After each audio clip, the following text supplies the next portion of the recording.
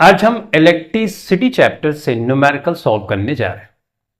हम करंट पे based numerical solve करेंगे, पोटेंशियल डिफरेंस पे बेस्ड न्यूमेरिकल सॉल्व करेंगे, ओम्स लॉ से रिलेटेड न्यूमेरिकल्स उसको सॉल्व करेंगे, ओम्स लॉ में जो ग्राफ आते हैं उससे रिलेटेड भी हम क्वेश्चन सॉल्व करेंगे। रेजिस्टेंस से रिलेटेड जो क्वेश्चंस है उसको भी सॉल्व करने वाले हैं। अगर ढेर सारे रेजिस्टर दे दिए जाएं तो उसका इक्विवेलेंट रेजिस्टेंस कैसे निकालना होता है उसके बारे में भी इस क्लास में हम न्यूमेरिकल सॉल्व करेंगे। पावर से रिलेटेड क्वेश्चन सॉल्व करेंगे, हीट से रिलेटेड क्वेश्चन सॉल्व करेंगे। इन शॉर्ट, इस चैप्टर में जितने भी टाइप के न्यूमेरिकल्स हैं उन सारे न्यूमेरिकल्स को हम इस क्लास में डिस्कस करेंगे। जब मैं क्वेश्चन सॉल्व करूंगा तो उसी क्वेश्चन में कितने और टाइप के क्वेश्चंस बनते हैं उसके बारे में भी मैं आपको अंडरस्टैंडिंग थोड़ी सी दूंगा, ताकि उस क्वेश्चन को तो आप सॉल्व ही कर लें, साथ ही साथ उससे रिलेटेड या थोड़ा सा डिफरेंट अगर क्वेश्चन आए उसी फार्मूले पे तो आप उसको कैसे सॉल्व करें इसके बारे में भी आपको अच्छी जानकारी हो जाए। तो चलो अब वन बाय वन करके हम कुछ क्वेश्चंस को सॉल्व करते हैं। तो बच्चों यहां पे पहला क्वेश्चन है, a current of 0.5 ampere is drawn by a filament of an electric bulb. एक इलेक्ट्रिक बल्ब रहता है, उसके द्वारा 0.5 एम्पियर की करंट ली जाती है फॉर 10 मिनट्स, 10 मिनट तक। Find the amount of electric charge that flows through the circuit. कितना चार्ज 10 मिनट में फ्लो होगा अगर 0.5 एम्पियर की करंट को फिलामेंट ड्रॉ करेगा, खींचेगा। और दूसरा part, and number of electrons flow with the charge. जो चार्ज हमको मिलेगा उसमें कितने इलेक्ट्रॉन फ्लो होंगे वो भी हमको बताना है। तो एक फार्मूला हम जानते हैं, I is equal to Q by T. जब आपको कोई भी क्वेश्चन दिया जाए सॉल्व करने के लिए न्यूमेरिकल, तो क्या दिया गया है पहले ये आपको ध्यान में रखना है, और क्या पूछा जा रहा है वो ध्यान में रखना है।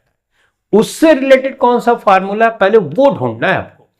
तो यहां पे करंट दिया गया है, यहां पे टाइम दिया गया है, करंट दिया गया है और आपको टाइम दिया गया है। अब इससे रिलेटेड फार्मूला आपके पास है, I is equal to Q by T. जहां पे क्यू चार्ज है, I और T आपको दिया गया है तो Q आसानी से निकाल सकोगे, करेक्ट। तो इसका मतलब हमको समझ में आया कि ये फार्मूला हमको यूज करना। तो बच्चों यहां पे I करंट को बोलेंगे, Q चार्ज को बोलते हैं और T टाइम को बोलते हैं, ठीक। तो Q हमको निकालना है तो मैं इसको Q is equal to IT लिख सकता हूं, क्रॉस मल्टीप्लाई करूंगा। बच्चों यहां पे I की वैल्यू दी है 0.5 एम्पियर, ठीक है, और T की वैल्यू यहां पे 10 मिनट्स, लेकिन SI यूनिट समय की, टाइम की होती है सेकंड में। तो 10 मिनट्स को अगर सेकंड में आप चेंज करोगे तो 60 से मल्टीप्लाई करना पड़ेगा। अब ये सेकंड में हो गया और ये एम्पियर में हो गया, ठीक। तो यहां पे बच्चों आ जाएगा 600 और यहां पे 0.5 मल्टीप्लाई करोगे तो 6 5 30, राइट, और 2 0 पहले से ही है, ठीक। एक डिजिट के बाद दशमलव है, तो 300 कूलाम चार्ज आ गया, जिसके बारे में हमसे यहां पर पूछा जा रहा है। तो एक आंसर तो ये हो गया 300 कूलाम, ठीक। बच्चों Q is equal to NE भी होता है, यानी एक इलेक्ट्रॉन पे charge into total number of electron. अगर मल्टीप्लाई कर देते हैं तो हमको चार्ज पता चल जाता है। तो इसका मतलब ये जो फार्मूला है, इस चीज को अगर ऐसे भी हम लिख सकते हैं, NE अपॉन टी, राइट। मतलब इस I की वैल्यू को ऐसे भी लिखा जा सकता। अब Q के सामने यहां पे NE है तो Q is equal to NE। E यहां पे एक इलेक्ट्रॉन पे चार्ज है और N total number of electron है और Q टोटल चार्ज है, राइट। तो अगर N की वैल्यू मैं फाइंड करना चाहता हूं तो मुझे Q बाई E करना होगा, सही है, ओके। तो यहां Q की वैल्यू तो बच्चों हमको यहां पे ऑलरेडी पता कर लिया हमने, 300 है, राइट, कूलम है। और एक इलेक्ट्रॉन पे चार्ज बच्चों होता है 1.6 into 10 raise to the power -19 coulomb. अगर मैं इसको सॉल्व करूं तो टोटल नंबर ऑफ इलेक्ट्रॉन्स जो होंगे 10 मिनट में 0.5 एम्पियर की करंट में इतने फ्लो होंगे, करेक्ट। तो चलो सॉल्व कर लेते हैं। अब इसको सॉल्व करने का तरीका ये होगा, 300 यहां पे बच्चों है, दशमलव बढ़ाया 0, और यहां पे 1.6 है, और ये 10⁻19 को ऊपर ले जाएंगे, इस तरह से हो गया। यहां जो पॉइंट के बाद 0 है, इससे तो वैल्यू पे फर्क नहीं पड़ा। अब इधर से अगर आप काउंट करोगे तो 1 डिजिट के बाद दशमलव, यहां पे 1 डिजिट के बाद दशमलव, इसका मतलब सेम डिजिट के बाद इधर से काउंट करने पे अगर डिसिमल पॉइंट होता है तो आप उसको सिंपली रिमूव कर सकते हो, और ये मैंने रिमूव कर दिया। सॉल्व करोगे तो 4 से 100, 4 चौक 16, 4 सते 28, 2 30, 4 पंजे 20, और ये आ गया हमारा। तो इसका मतलब फर्दर इसको आप लिखोगे तो 750 डिवाइडेड बाई 4 इंटू 10⁻19 होगा बच्चों, ठीक। 4 से इसको कैंसिल करना चाहोगे तो 4 एकम 4, 3 7, राइट, 5 हुआ 35, 4 सते 28, 4 8 32, तो 8 बार लेके जाओगे, 33 34 35, यानी 3 0 मिलाओगे 30 हो गया, 4 सते 28 हुआ, राइट, 2 बचा, 0 4 पंजे 20, यानी पे यहां पे हमको 187.5 इंटू 10⁻19 मिल रहा है, राइट। या ऐसे भी बोल सकते हो 1875, राइट, ऐसे भी लिख सकते हो, इंटू 10⁻18 लिख सकते हो कि नहीं, क्योंकि 10 से मल्टीप्लाई कर दिया तो हमको ये आ गया, ठीक। इससे पता चला कि इलेक्ट्रॉन को हम टुकड़ों में नहीं तोड़ सकते, राइट। और ये जो बच्चों है Q is equal to NE, ये बताता है क्वांटाइजेशन ऑफ चार्ज को, जिसके बारे में आप डिटेल में क्लास 12 में पढ़ोगे। फिलहाल आप ये समझ गए। या आप इस आंसर को ऐसे भी लिख सकते हो 1.875। अगर आप ऐसे लिखते हो तो इसका मतलब इसको आप इधर लेके आए तो 2 पावर और बढ़ा दोगे, 19 में 2 पावर बढ़ाओगे तो 21 हो जाएगी। इतने इलेक्ट्रॉन्स, ये हो गया आपका आंसर। ये तो इस क्वेश्चन का आंसर हुआ। अब देखो इस क्वेश्चन को थोड़ा सा कैसे बदला जा सकता। आंसर तो हमने निकाल लिया, अब इसी टाइप का दूसरा क्वेश्चन किस तरह से आता है ये आपको समझना। यहां पे जो 0.5 एम्पियर है ना बच्चों, इसको चेंज कर देते हैं क्वेश्चन में। जैसे 0.5 एम्पियर है तो एम्पियर ना देके यहां पे आपको ऐसे लिखा मिलेगा, इसका मतलब मिली एम्पियर। तो आपको एम्पियर में कन्वर्ट करना होगा। एम्पियर में कन्वर्ट करने के लिए मिली को इस तरह से करके यू, यानी 1 milli ampere is equal to 10⁻³ ampere होता है। या ऐसे भी आता है माइक्रो एम्पियर आएगा। अगर इस तरह तो आप इसको इस तरह से कन्वर्ट करोगे 10⁻⁻6 एम्पियर, यानी 1 माइक्रो एम्पियर। ये माइक्रो एम्पियर का मतलब हुआ 10⁻⁻6 एम्पियर, ठीक है। तो ये आएगा तो आपको इस तरह से कन्वर्ट कर देना है, नहीं कन्वर्ट करोगे तो आपका आंसर आ जाएगा गलत, ठीक। अब यहां पे देखो टाइम मिनट में दिया गया है, राइट। तो टाइम यहां पे मिनट में न दे के कहीं आर में दे दिया कुछ इस तरह से, तो आपको सेकंड में बदलना होगा। ये सब चीजें आपको बहुत ध्यान से देखनी होती हैं, नहीं तो आपका क्वेश्चन हो जाएगा गलत, ठीक। तो इस क्वेश्चन में मैं इतना ही बोलना चाहता हूं। तो ये क्वेश्चन तो हमने सॉल्व कर लिया, और यहां पे हमने समझा अब करंट की यूनिट क्या होती है, एम्पियर होती है। अब इससे रिलेटेड और क्या क्वेश्चन आता है, डिफाइन 1 एम्पियर। ये भी क्वेश्चन दिया जाता है कि 1 एम्पियर क्या है, डिफाइन करो। तो अगर 1 सेकेंड में 1 कूलाम चार्ज फ्लो होता है तो वैल्यू कितनी आएगी, 1 एम्पियर आएगी, राइट। तो अब एक यूनिट भी पूछी जाती है कि एम्पियर के एक करंट की यूनिट तो एम्पियर होती है, दूसरी कूलाम पर सेकंड भी होती है। अगर ये भी आ जाए तो ये भी किसकी यूनिट होगी, करंट की। इस तरह से कई टाइप के क्वेश्चन बन सकते हैं। अब हम सॉल्व करते हैं नेक्स्ट क्वेश्चन। अब हम सॉल्व करेंगे question number 2। Question number 2 says how much work is done in moving a charge of 2 coulomb across 2 point having a potential difference of 12 volt. यानी अगर हम 2 कूलम का चार्ज लें एक पॉइंट से दूसरे पॉइंट में जाए जिसका पोटेंशियल डिफरेंस 12 वोल्ट है, तो हमको कितना वर्क करना पड़ेगा। तो अब आपको सोचना होगा कि ऐसा कौन सा फार्मूला हमारे पास है। हम बच्चों जानते हैं V is equal to W by Q, जहां पे हमको V दिया गया, Q दिया है और वर्क निकालना है, W निकालना है। तो बड़ा सिंपल सा क्वेश्चन है, फार्मूला बेस्ड क्वेश्चन है, तो सॉल्व कर लेते हैं। W इज इक्वल टू होता है बच्चों, V इज इक्वल टू होता है W by Q, right. W हमसे पूछा गया, V क्यू, ये फार्मूला बहुत इंपॉर्टेंट है, ठीक है, ओके। तो V की वैल्यू यहां पे 12 वोल्ट है, Q की वैल्यू यहां 2 कूलम है, राइट, ओके। इसको मल्टीप्लाई करेंगे तो ये हो जाएगा 24 क्या, 24 जूल। वर्क की यूनिट एसआई यूनिट जूल होती है बच्चों, ठीक। तो ये वर्क की वैल्यू आ गई, ठीक बात। आई होप ये क्वेश्चन आप बहुत अच्छे से समझ में गए। अब यहां पे कुछ चीजें मैं आपको बताना चाहूं। वर्क एक फॉर्म ऑफ एनर्जी है, हीट भी एक फॉर्म ऑफ एनर्जी है, करंट भी एक एनर्जी है, राइट।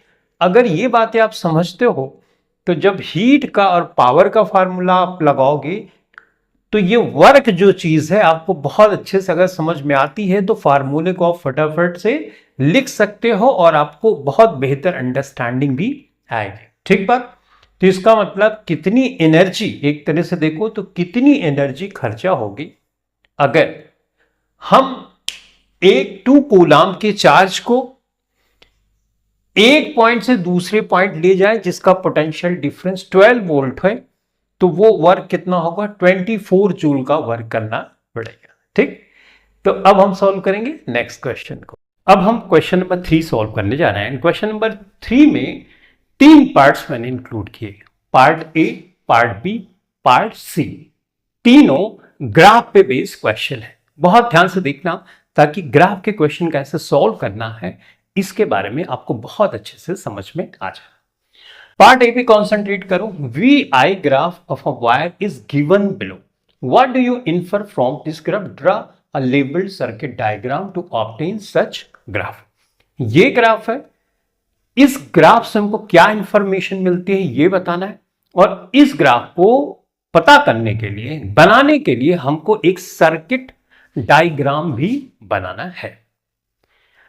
तो बच्चों सबसे पहले मैं जनरल बात करता हूं, किसी भी ग्राफ, वो ग्राफ क्या इंफॉर्मेशन देता है इसके लिए y एक्सिस पे जो लिखा है और x एक्सिस पे जो है, y axis divided by x axis आप करोगे और देखो कि क्या किसका फार्मूला बनता है। जिसका फार्मूला बनेगा वो ग्राफ उसी की इंफॉर्मेशन बताएगा। उसके बाद मल्टीप्लाई करो y एक्सिस पे जो है और x एक्सिस पर, और देखो क्या किस चीज का फार्मूला बनता है। जिस चीज का फार्मूला बनेगा वो ग्राफ उसी के बारे में इंफॉर्मेशन बताएगा। तो एक बार डिवाइड कर लो, एक बार मल्टीप्लाई कर लो और देखो किसका फार्मूला बनता है, तो वो ग्राफ उसी के बारे में इंफॉर्मेशन बताएगा। एग्जाम्पल के लिए मैं कुछ एग्जाम्पल दे दूं, किसी भी ग्राफ को आप ऐसे ही देख सकते हो लेकिन एग्जाम्पल बोलो। जैसे वेलोसिटी y एक्सिस पे है और टाइम x एक्सिस पे है, तो v by t, change of velocity is called acceleration, the rate of change of velocity is called acceleration। यानी ये ग्राफ हमको बताएगा एक्सेलरेशन के बारे में। अब मल्टीप्लाई करो v इंटू टी यानी वेलोसिटी इंटू टाइम, ये डिस्प्लेसमेंट का फार्मूला बन गया। तो इसका मतलब आप समझ गए कि कैसे आपको बताना है कि एक ग्राफ किस किस चीज की इंफॉर्मेशन देगा। यहां पे आते, यहां पोटेंशियल डिफरेंस है और यहां पे करंट है, यानी v है divided by I. v divided by I करोगे तो आप बताओ ये किसका फार्मूला बन गया। ये फार्मूला बच्चों रेजिस्टेंस का बन गया, राइट। ओम का नियम क्या है, v is equal to I into R, right. देखो इसको, इसका मतलब ये ओम के नियम को फॉलो कर रहे हैं। डन, ओके भाई, इतनी बस। अब एक बार मल्टीप्लाई भी कर लेते हैं, v और i, ये तो पावर का फार्मूला बन गया। इसका मतलब इस ग्राफ से हमको रेजिस्टेंस के बारे में पता चलता है और पावर के बारे में पता चलता है। फिलहाल हम यहां पे कॉन्सेंट्रेट करेंगे रेजिस्टेंस के बारे में। इंफॉर्मेशन तो दोनों मिल जाएगी, राइट, तरीका अलग अलग है निकालने का, बट मिल जाएगी इस ग्राफ से दोनों। तो इसका मतलब फाइनली हमको ये पता चला, यानी इस ग्राफ को अगर आप ध्यान से देखोगे तो ये ओम के नियम को फॉलो करता है। जो ग्राफ ओम के नियम को फॉलो करेगा उसमें स्ट्रेट लाइन आएगी और वो V और I में ग्राफ प्लॉट किया गया होगा। ठीक, अगर आपसे क्वेश्चन पूछ ले कि रेजिस्टेंस बताओ, तो ये किसी भी पॉइंट पे जाओगे तो रेजिस्टेंस सेम होगा। शर्त ये है V अगर उस पॉइंट पे, जैसे मान लो V मैंने ये ड्रॉ किया, तो उसका करेस्पॉन्डिंग I आपको लेना होगा। ये किसी भी पॉइंट पे इस ग्राफ पे करोगे तो आपको R की वैल्यू सेम आएगी। तो R की वैल्यू अगर इस ग्राफ की हेल्प से आपको निकालना है लिस्ट से, तो 0.4 है, उसका करेस्पॉन्डिंग करंट है 0.1 एम्पियर, तो R की वैल्यू यहां से निकाल सकते हो। तो ये दशमलव हट जाएगा क्योंकि सेम डिजिट के बाद दशमलव लगा हुआ है, तो R की वैल्यू आ गई 4। ठीक, तो आई होप समझ गए कि ग्राफ से क्या क्या इंफॉर्मेशन पता चलेगी। पहली रेजिस्टेंस, दूसरी पावर। रेजिस्टेंस को निकालने का तरीका या किसी भी ग्राफ में उस वैल्यू को निकालने का तरीका यही होता है, एक परपेंडिकुलर लाइन यहां से ड्रॉ करो, एक यहां से, जिस पॉइंट पे मीट करेगी वही वैल्यू हो जाएगी इसकी, और उसको डिवाइड करके आप निकाल लोगे। डन, समझ में आ गई। अब एक सर्किट डायग्राम आपको बनाना है। सर्किट डायग्राम ये ग्राफ कैसे पाते हैं उसके लिए, तो इसके लिए बच्चों आपको V और I की वैल्यू फाइंड करनी होगी। तो उसके लिए कॉलम ऐसे बना लो, ये देखो इस तरह से। ठीक, अब V और I आपको पता हो गया, तो V divided by I is equal to R, तो R तो निकाल ही लोगे आप, राइट, इस तरह से। मैं बता रहा हूं कि इस तरह का ग्राफ किस तरह से एक्सपेरिमेंट के थ्रू प्लॉट किया जाता है। सर्किट डायग्राम में बनाता हूं। ठीक, सर्किट डायग्राम बनाते हैं। एक लंबी लाइन खींची इस तरह, ये पॉजिटिव होगा, ये नेगेटिव होगा, इसको बोलेंगे सेल। पॉजिटिव टर्मिनल से कन्वेंशनल करंट चलती है, तो ये गई करंट, ये गई करंट। यहां पे एक रेजिस्टर लगा देते हैं जिसकी वैल्यू हमको निकालनी है, उसके अक्रॉस एक वोल्ट मीटर लगा देते हैं। वोल्ट मीटर हमेशा पैरेलल में होगा, ये ध्यान रखना। तो ये एक्स और वाई है, एक्स वाई के पैरेलल में है, राइट, वोल्ट मीटर। एक अमीटर लगा दो जो करंट को मेजर करेगा, और ये हमेशा सीरीज में होगा। एक की लगा दो जिसको आप स्विच बोलते हो, और इस तरह से इसको, ये वाला पार्ट नेगेटिव टर्मिनल से जाके जोड़ो। अब एक सेल लगाई, V और A में जो रीडिंग आएगी यहां लिख लो। फिर दूसरी सेल लगा दो, दूसरी सेल आपने लगा दी, जो वैल्यू आई यहां नोट कर लो। फिर तीसरी सेल लगा दो, फिर चौथी सेल लगा दो। इस तरह से अलग अलग सेल लगा दो, जो वैल्यू आई यहाँ पे लिख लो, V अपॉन I कर दो, तो R की वैल्यू आप देखोगे लगभग सेम आएगी। सेम नहीं आ रही तो इन जो भी जितनी रीडिंग ली है उसका एवरेज निकालोगे तो R की वैल्यू आप निकाल सकते होगे। ठीक है, तो ये सर्किट डायग्राम मैंने यू बच्चों बना दिया यहाँ पे। यू इस तरह से अलग अलग बैटरी लगा रहे हैं तो इसे डॉट करके ऐसे, ठीक है, तो ये इस तरह। तो ये सर्किट डायग्राम हो गया, और किस तरह से हम एक्सपेरिमेंट करके ये वैल्यूज फाइंड करते हैं। ये वैल्यूज अगर V और I की पता चल गई तो आप ग्राफ पे तो प्लॉट करोगे तो आपको ऐसे स्ट्रेट लाइन ही मिलेगी। ठीक है, अब हम बात करते हैं B वाले पार्ट पे। B वाले पार्ट में बच्चों बोल रहा है कि आप फाइंड करो करंट की वैल्यू जब V इज इक्वल टू 10 है। यहां पे V है, यहां पे I है, इसका मतलब ये रेजिस्टेंस को बताएगा। रेजिस्टेंस हर पॉइंट पे सेम होगा, सही है। अब 10 वोल्ट यहां है, यहां पे ड्रॉ करोगे और यहां के कॉरेस्पॉन्डिंग आई ड्रॉ करोगे तो आपको करंट पता चल जाएगी। लेकिन यहां कई बार ऐसा दिया होता है कि आप ऐसा स्ट्रेट ड्रॉ करने में मुश्किल होगी, तो करंट की वैल्यू थोड़ी बहुत इधर उधर हो सकती है। अगर फार्मूला लगा दो तो नहीं हो सकते।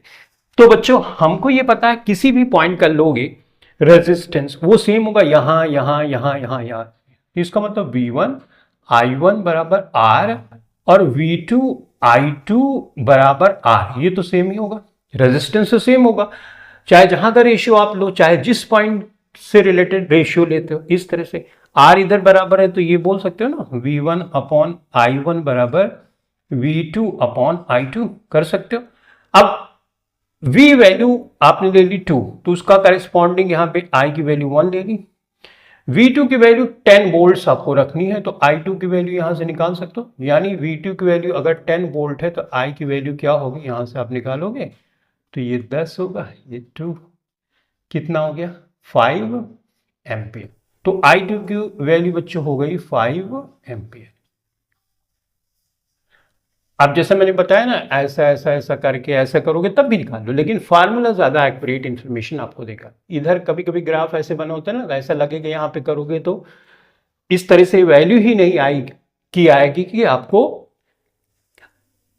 वहां पे ऑप्शन में कुछ दिया है, तो इस तरह से निकालोगे तो हो जाएगा। डन। आई होप समझ गए कि जब R बराबर है तो V1 अपान V2 V1 अपान I1 V2 अपान I2 V3 अपान I3 V4 अपान I4 सब बराबर ही होगा, तो उसकी हेल्प से मैंने निकाल दिया। आई होप ये समझ गए।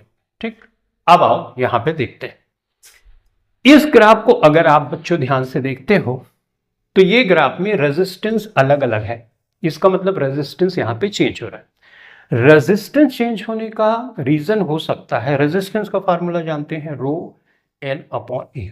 कोई भी रीजन हो सकता है एल चेंज हो रहा है, हो सकता है क्रॉस सेक्शनल एरिया चेंज हो रहा है, हो सकता है रेजिस्टिविटी चेंज हो रही है जिसकी वजह से रेजिस्टेंस चेंज हो रहा है। तो रेजिस्टेंस चेंज हो रहा है तो रेजिस्टेंस की वैल्यू अलग अलग ग्राफ यहाँ पे प्लॉट किया गया। हमको बताना है किसका इसमें रेजिस्टेंस कम है, किसका उससे ज्यादा है, किसका सबसे ज्यादा है।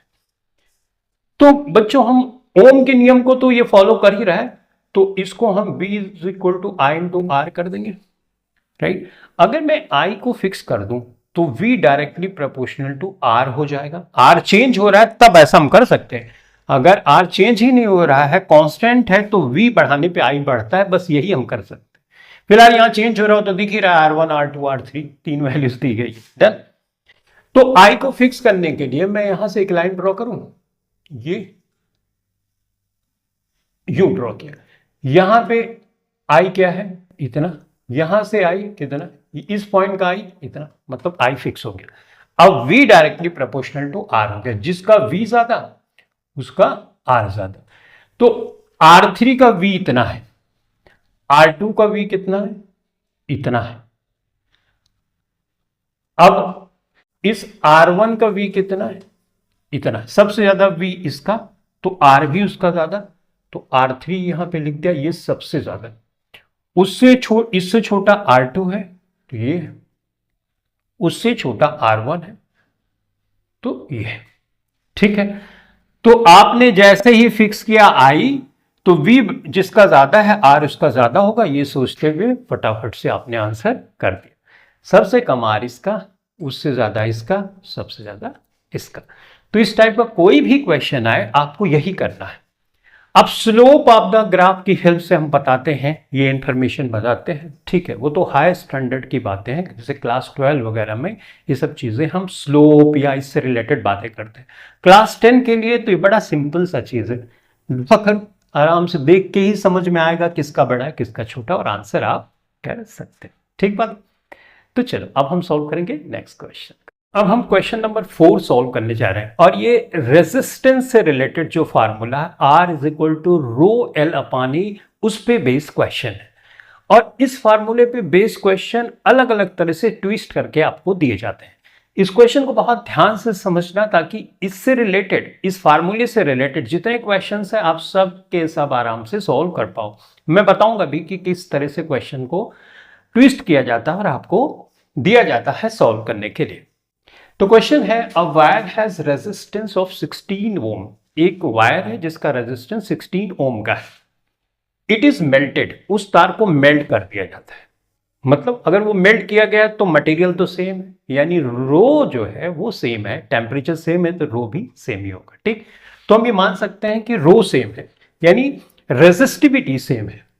And drawn into wire of half its original length. अगर L लेंथ है तो जब तार ड्रॉ किया तो उसका हाफ कर दिया गया। Calculate the resistance of new wire. New wire का रेजिस्टेंस हमको कैलकुलेट करना है, और परसेंटेज चेंज कितना रेजिस्टेंस में है ये भी हमें बताना है। तो बच्चों रेजिस्टेंस का पहले फार्मूला लिख लेते हैं। आप जानते हो कि रेजिस्टेंस को हम लिखते हैं R = ρL/A। ठीक, R की वैल्यू 16 दी गई है ओम, ये देखो, और रो की वैल्यू चेंज नहीं होगी क्योंकि सेम मटेरियल को ही मेल्ट किया गया। और लेंथ एल है शुरू में और क्रॉस सेक्शनल एरिया ए है। डन। इसको मान लो इक्वेशन फर्स्ट। अब इसके बाद इसको मेल्ट कर दिया जाता है, मेल्ट कर दिया जाता है, उसके बाद रेजिस्टेंस क्या होगा ये निकालना है। सेम मटेरियल का है तो इसका मतलब रो तो बदलेगा नहीं। एल जो है यहां पे 2 हो गया, L/2 हो गया। नए तार में लंबाई जो बनाई गई मेल्ट करके वो ओरिजिनल लंबाई की आधी रही, तो ये हो गया। ठीक। अब ए कितना होगा ये तो दिया नहीं गया है, ए दिया गया नहीं। बहुत सा क्वेश्चन ऐसा होगा जिसमें बोलेगा एल लंबाई का, ध्यान से सुनना, एल लंबाई का तार है तो आप बोलोगे यस, इसको फोल्ड कर दिया गया ताकि ये आधा हो जाए, तो यहां से फोल्ड किया गया तो ये तार आधा हो गया इस तरह से, राइट। इसका मतलब ये खत्म हो गया। अब जब L/2 हो गया तार पहले का, तो इसका देखो क्रॉस सेक्शनल एरिया डबल हो गया कि नहीं हो गया। अब इसको दोबारा से अगर हम फोल्ड कर दें तो मतलब आधा से तो कुछ इस तरह से आएगा, ये यूं, तो तार यूं हो गया। अब देखो तार इतना छोटा हो गया, क्रॉस सेक्शनल एरिया शुरू का जो ओरिजिनल था उसका 4 टाइम्स हो गया। इस टाइप का भी क्वेश्चन पूछा जाता है, तो आपको ध्यान में रखना, वो फोल्डिंग कर रहा है तो कैसे एरिया बढ़ेगा। एक बार फोल्डिंग करेगा डबल, 2 बार फोल्डिंग करेगा उसका 4 टाइम हो जाएगा ओरिजिनल जो क्रॉस सेक्शनल एरिया हो गया। तो फिलहाल यहां पे क्वेश्चन थोड़ा सा डिफरेंट दिया गया है, वो समझना। देखो तार जो दिया गया उसमें जितना मटेरियल है उसको मेल्ट किया गया, मेल्ट करके फिर से बनाया गया, इसका मतलब उसका जो वॉल्यूम है वो तो नहीं बदलेगा ना, जितना वॉल्यूम पहले है उतना बाद में भी होगा, राइट। तो वॉल्यूम का फार्मूला, अब एक तार सिलेंड्रिकल शेप में होता है आप जानते हो, राइट। तो सिलेंड्रिकल शेप में होगा तो मतलब कुछ इस तरह से। अब एक सिलेंडर का वॉल्यूम बच्चों क्या होता है, ये area into length is equal to volume हो, तो वॉल्यूम तो नहीं चेंज होगा। तो अगर मैं ये बोलूं कि भाई मटेरियल जितना था अभी भी उतना है, तो A1 AL जो होगा यानी जो वॉल्यूम होगा वो बाद में जो एरिया होगा, मान लो A1 मान लेता हूं, एरिया वही निकालना है मुझे, और लंबाई L/2 बोल ही रहा है, तो यहां से क्या मैं एरिया निकाल सकता हूं क्रॉस सेक्शनल। चलो A1 क्रॉस मल्टीप्लाई करोगे तो 2AL, L को नीचे लेके आओगे कैंसिल, यानी A1 की वैल्यू 2A हो गई, यानी जो एरिया मेल्ट करके जब लंबाई आधा करेगा तो उतने ही मटेरियल से जो एरिया बन जाएगा वो 2A का बन जाएगा।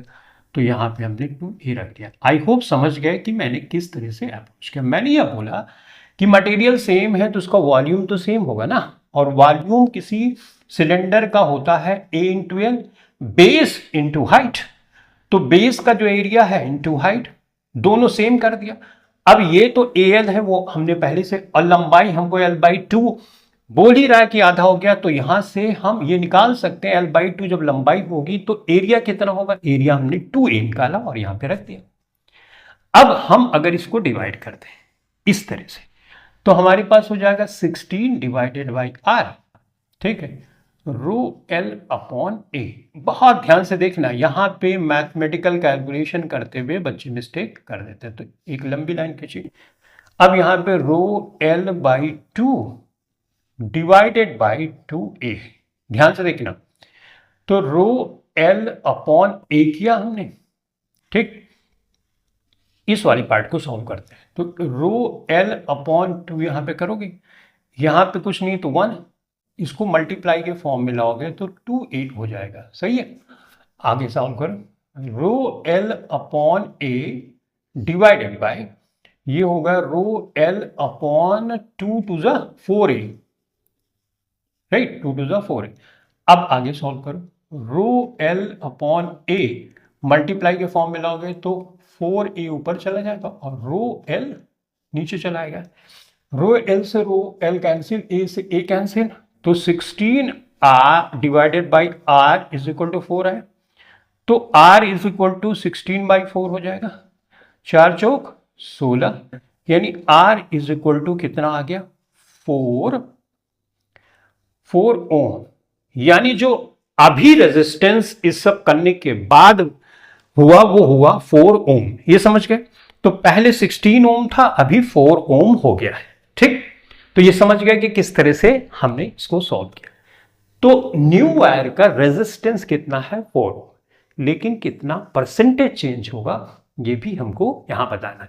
इसके पहले मैं आपको बताना चाहूंगा कि इस फार्मूले पे बेस क्वेश्चन इस तरह से ट्विस्ट किए जाते हैं। क्वेश्चन को ध्यान से पढ़ना और देखना कि किस तरह से क्वेश्चन में हमको इंफॉर्मेशन दी गई और कैसे क्या पूछा जा रहा है उसको निकालना। अब ये एरिया यहाँ पे हमने माना कि एक तार है, तो एरिया इसका क्रॉस सेक्शनल इस तरह से है सर्कल के शेप में। तो एरिया हम इसका कई बार ऐसे देते हैं पाई आर स्क्वायर दे दिया, मतलब एरिया की बात उन्होंने की और उसके बाद आर की वैल्यू दे दी, तो आपको एरिया यहाँ पे निकालना होगा और यहाँ पे रखना होगा, राइट। अब ऐसा भी हो सकता है एरिया स्क्वायर के शेप का हो, तो आप जानते हो स्क्वायर में चारों साइड सेम होती है, तो ए और ए का गुणा करके एरिया। अगर रेक्टेंगल शेप में इस तरह से दिया गया हो तो लेंथ इंटू ब्रेथ, मतलब एरिया को अलग अलग ढंग से दिया जा सकता है। कभी एरिया सर्कल के शेप का, कभी स्क्वायर का शेप का, कभी रेक्टेंगल का शेप का। तो ध्यान देना कि किसके शेप का है, उसके अकॉर्डिंग टू क्वेश्चन में कुछ इंफॉर्मेशन दी गई, एरिया निकाल लेना, यहाँ पे रख देना। एल की वैल्यू दी होगी, रो की वैल्यू, तो आर निकाल सकते हो, राइट। कभी कभी रो की वैल्यू आपसे पूछ लेगा तो वहां पे आर दिया होगा, ए के लिए आपको कोई इंफॉर्मेशन दे सकता है, एल के लिए तो रो निकाल लेना। रो की यूनिट पूछी जाती है, रो की यूनिट क्या होती है, ओम मीटर। तो ये सब इंफॉर्मेशन इस क्वेश्चन को अगर फार्मूले को ध्यान रखोगे तो क्वेश्चन किसी तरह से ट्विस्ट किया जाए आप सॉल्व कर सकोगे। अब चलो परसेंटेज चेंज की बात करते हैं। परसेंटेज चेंज क्या है, ओरिजिनल से कितना चेंज। देखो मैथमेटिक्स में कैसे, ओरिजिनल से कितना चेंज हुआ, 100 में कितना चेंज हुआ, तो वो परसेंटेज चेंज होते हैं। 100 में चेंज कितना हुआ ये निकालेंगे तो परसेंटेज चेंज होता है। तो परसेंटेज चेंज, चलो ये सेकंड पार्ट जो है उसको सॉल्व करते हैं। तो मतलब परसेंटेज चेंज अगर मैं निकालूं रेजिस्टेंस में कितना हुआ, परसेंटेज चेंज रेजिस्टेंस में, तो इसका मतलब ओरिजिनल वाला मान लो R0 मान लेते हैं, ठीक है। अब चेंज कैसे निकालते हैं, लास्ट वाला यानी जो यहां पे R दिया गया है और उससे ओरिजिनल वाला निकाल दो, यही तो। ओरिजिनल से इतना चेंज हुआ, चेंज का मतलब लास्ट वाला और माइनस पहले वाला, यही तो। 100 में कितना हुआ, ये फार्मूला परसेंटेज चेंज का बन गया। अब बच्चों R जो है वो कितना आया, 4 आया। ओरिजिनल कितना था, 16 था। ओरिजिनल कितना था, 16 था और 100 से हमने मल्टीप्लाई कर दिया। 16 में से 4 माइनस करोगे तो 12 आ जाएगा, लेकिन नेगेटिव में आएगा अपॉन 16 और इंटू 100 हो गया, सही बात। अब यहां पे 4 चौक 16, 4 3 12, यहां पे 4 दूनी 8, 2 बचा और 4 पंजे 20, यानी 25 3 75। कितना परसेंट आ गया, 75%, लेकिन नेगेटिव में आया। फिजिक्स या केमिस्ट्री में जो साइन यहां पे होता है वो ये नहीं बताता कि -75 1 से कम हो गया, बल्कि ये दूसरी इंफॉर्मेशन को बताता है। यहां पे ये क्या बता रहा है, यहां पे माइनस साइन ये बता रहा है कि जो रेजिस्टेंस है अगर वो 100 शुरू में था तो वो 75% चेंज हो गया, यानी 100 से 75% चेंज हो गया, 100 से वो 75% कम हो गया। ये इंफॉर्मेशन, ये नेगेटिव साइन आपको बता रहा है, ठीक है।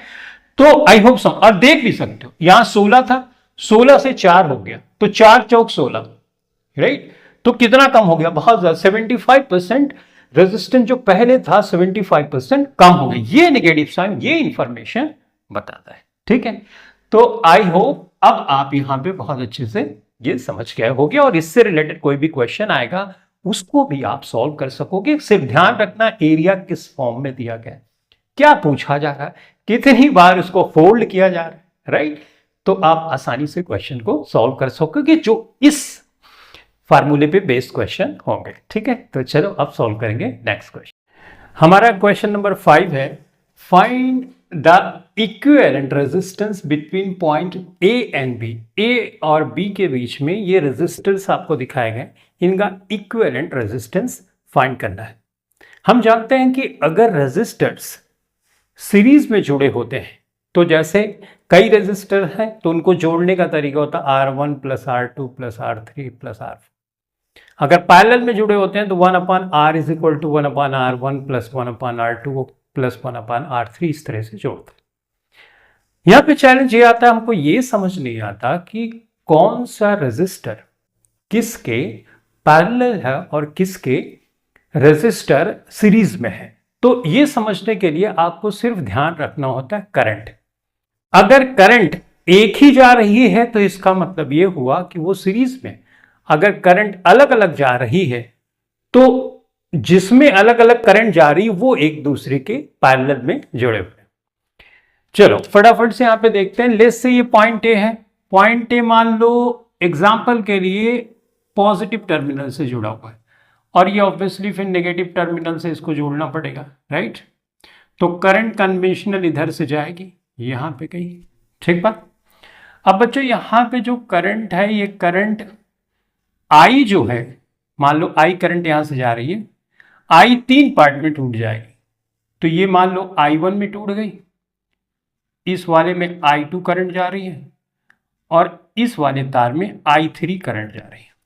अब देखो I1 करंट यहां से जाएगी और सेम करंट यहां से भी जाएगी। इसका मतलब इसमें और इसमें करंट सेम है, तो ये सीरीज में जुड़ा हुआ है। तो इसको जोड़ने का तरीका मान लो R डैश करूंगा 3 + 2 = 5। तो हमने इसको जोड़ दिया। अब यहां पे देखो इस वाले तार में I3 करंट इस रेजिस्टर से भी जा रही है, I3 इससे भी जा रही है। यही सेम करंट यहां से घूम के ऐसे जा रही है, सेम करंट है। मान लो इसको R डबल डैश हमने किया तो इसको हम सीरीज में जोड़ेंगे तो 6 + 4 हो जाएगा = 10 ओम हो गया। सही है, समझ में आ गया बात। इसमें करंट जा रही है तो इसमें तो एक ही है, तो इसका मतलब सीरीज में ही है। अब इसका और इसका इक्विवेलेंट 5 हुआ और इसका और इसका इक्विवेलेंट 10 हुआ।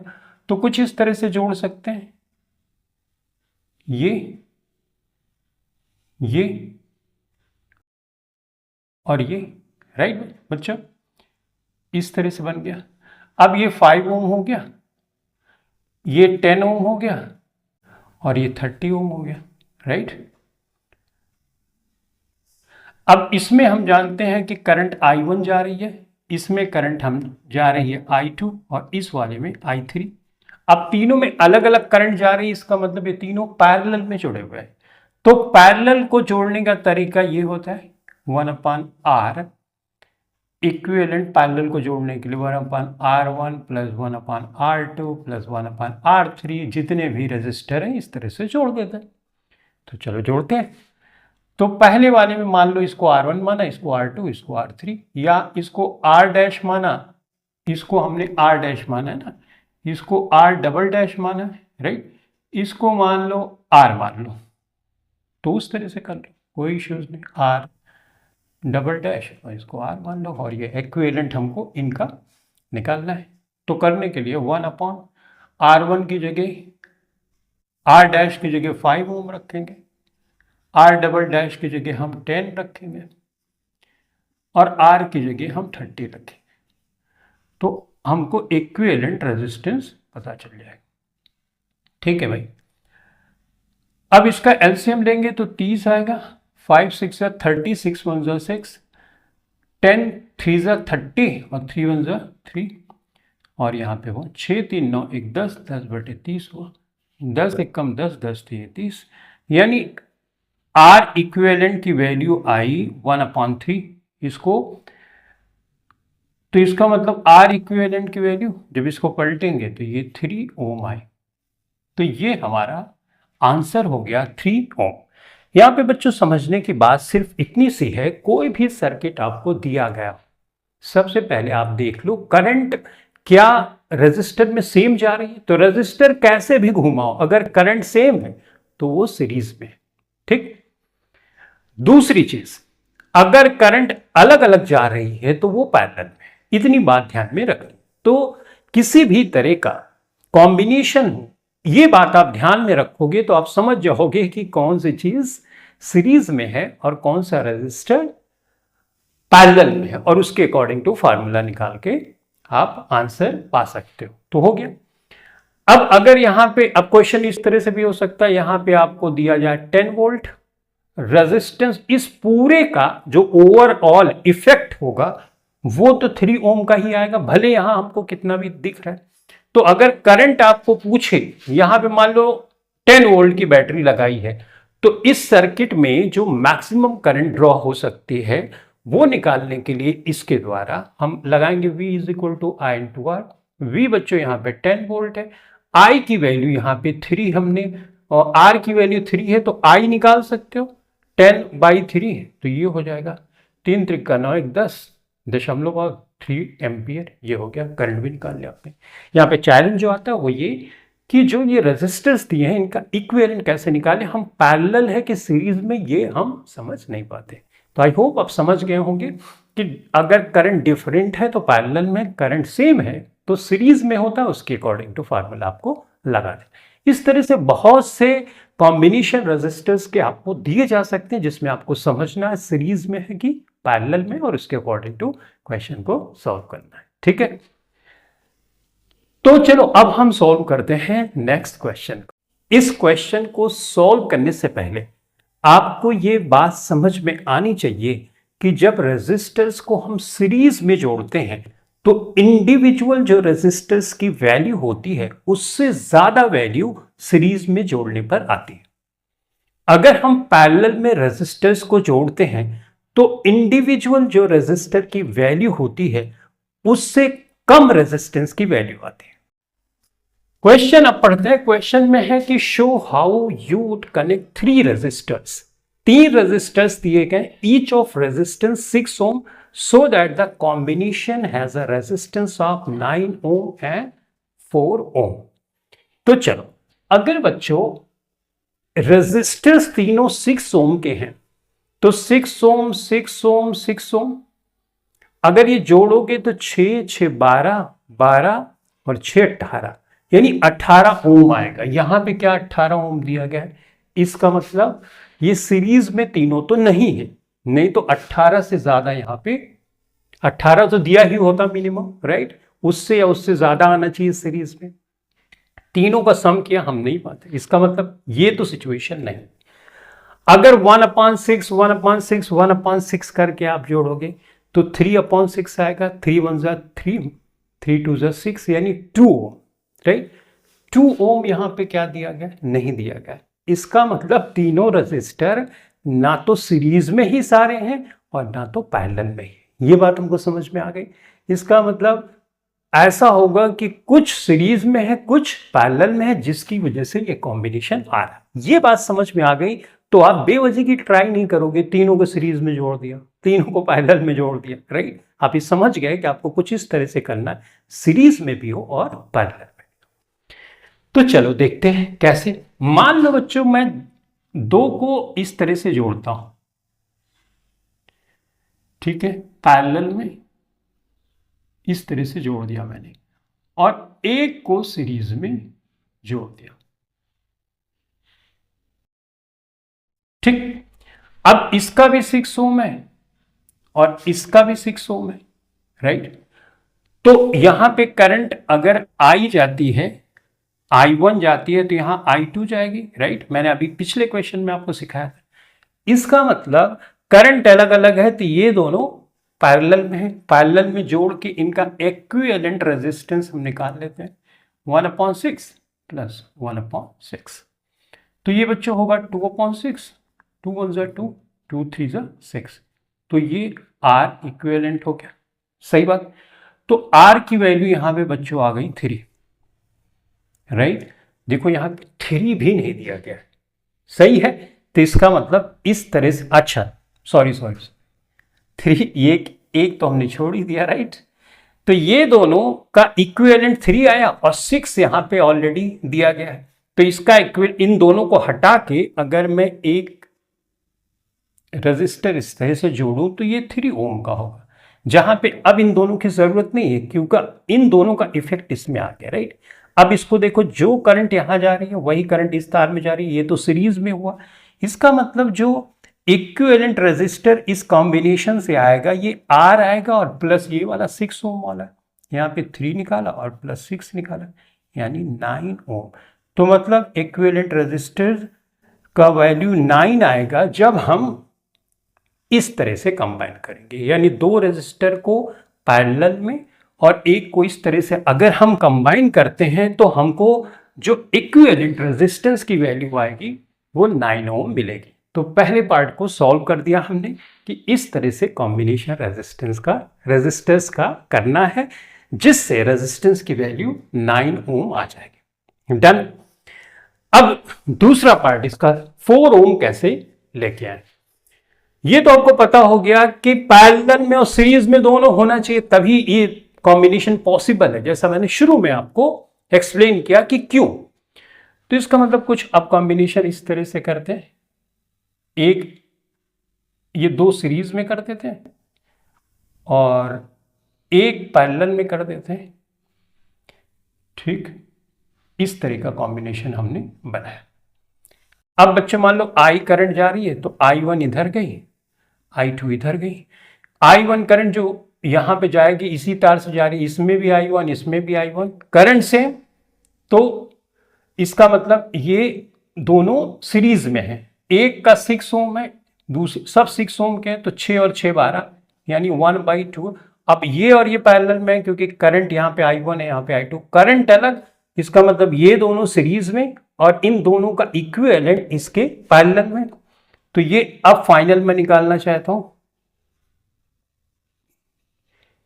इस कॉम्बिनेशन के इक्विवेलेंट को निकालना चाहता हूं, तो 1/12, ये 6 + 6 12 हो गया और 1/6 हो गया, राइट, क्योंकि ये दोनों पैरेलल में। जोड़ो, यहां पे 12 किया तो 1 आएगा, तो ये 3/12 आएगा। ठीक, 3 × 3 3 चौक 12, यानी 1/R इक्विवेलेंट आया 1/4, राइट। तो R इक्विवेलेंट की वैल्यू क्या आ गई बच्चों, 4 आ गई। तो इस तरह से हमने ये प्रूफ किया कि अगर दो को पैरेलल में रखें और एक को इस तरह से रखें तो 9 ओम आएगा, अगर दो को सीरीज में रखें और एक को पैरेलल में रखें तो 4 ओम इक्विवेलेंट रेजिस्टेंस आने वाला है। ठीक है, तो इस तरह से हमने क्वेश्चन को सॉल्व। आई होप आप समझ गए कि आपको ये बात समझ में आनी चाहिए, सीरीज में जोड़ने पर इंडिविजुअल रेजिस्टेंस से ज्यादा वैल्यू आती है, पैरेलल में जोड़ने पे इंडिविजुअल रेजिस्टेंस की जो वैल्यू होती है वो हमेशा उससे कम आती है। ये बात दिमाग में रहेगी तो आप उल्टे सीधे कॉम्बिनेशन शुरू से ही नहीं करोगे, आपका टाइम बच जाएगा। ठीक, तो इस तरह से हमने क्वेश्चन को सॉल्व किया। इस तरह से और भी क्वेश्चन बन सकते हैं। तो अगर आपको अप्रोच ये समझ में आ गई तो दूसरे टाइप का क्वेश्चन भी अगर ये वैल्यू 6 ओम ना देके कोई दूसरी दी गई होगी तो आप सॉल्व कर सकते हो। ठीक, अब हम सॉल्व करेंगे नेक्स्ट क्वेश्चन। हमारा नेक्स्ट क्वेश्चन है question number 7 and question number 7 says several electric bulbs designed to be used on a 220 volt electric supply line are rated 10 watt। बहुत से बल्ब हैं जो लगाए गए हैं जिनको 220 वोल्टेज दिया जा रहा है और एक बल्ब जो पावर है वो 10 वाट है। How many lamps can be connected in parallel with each other across two wires of 220 volt line if the maximum allowable current is 5 ampere। हम कितने ऐसे बल्ब जिनका पावर 10 वॉट है कनेक्ट कर सकते हैं पैरेलल में, अगर ये पूरे बल्ब मिला के 5 एम्पियर की करंट लेते हैं तो नंबर ऑफ बल्ब हमको बताने हैं। और पैरेलल में तो हम जानते हैं इनका जो वोल्टेज होगा, पोटेंशियल डिफरेंस होगा, हर बल्ब का सेम होगा। ठीक, अगर मैथमेटिक्स की हमें अंडरस्टैंडिंग है तो हम जो टोटल नंबर ऑफ बल्ब है उसको निकालने के लिए सबसे पहले क्या करेंगे, एक बल्ब का रेजिस्टेंस निकाल लेंगे।